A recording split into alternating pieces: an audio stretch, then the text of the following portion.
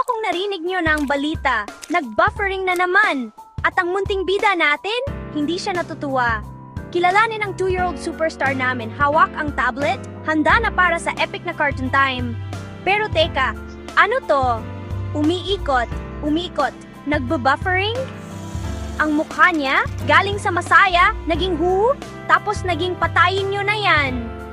Kinakalikot niya ang screen. Wala, tinitigan niya si nanay, umaasa ng himala. Unti-unting nabubuo ang pagkadismaya.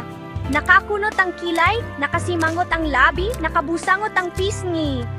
Totoo ang laban, mga kaibigan.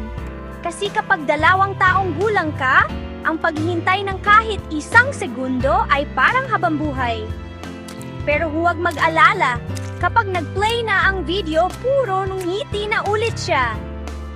Maaring manalo ang buffering sa laban, pero ang toddler na to, siya ang nananalo sa puso natin.